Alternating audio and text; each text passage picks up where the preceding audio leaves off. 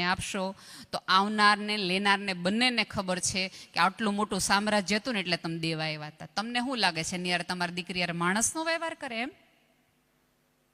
એને ખબર જ હોય છે આ લેવડ દેવડ થઈ, આ લેવડ દેવડ થાય. જે લોકોએ સંસ્કાર જોયા વગર સંતાનોને પરણાવ્યા ને એને પસ્તાવા સિવાય કાંઈ હાથમાં નહીં આવે. લખી રાખજો, આજે નહીં આજથી 20 વર્ષ પછી. તે સંપત્તિ હશે ને સંસ્કાર નહીં હોય ને તો સંસ્કાર નહીં આવે, પણ સંસ્કાર હશે તો સંપત્તિ ઢળાય નહીં, ઘરમાં આવીને ઊભી રહે કે અહીંયા જવા જેવું છે. લક્ષ્મીજી પલોઠી વાળીને ત્યાં બેસે જ્યાં વિવેક અને સંસ્કાર નામના બે દીકરાઓ હોય, ત્યાં રહીએ. બાકી તો એમનું એટલે તો ચંચળ છે, આ રસ્તે આવે ને ઓલી રસ્તે આવે. તમે શાસ્ત્રો વાંચો ને તો જોજો લક્ષ્મીના કેટલાય પ્રકારો છે. જે રૂમઝૂમ કરતી આવે ને રૂમઝૂમ કરતી જ જાય, અને કાળી રાત્રે આવે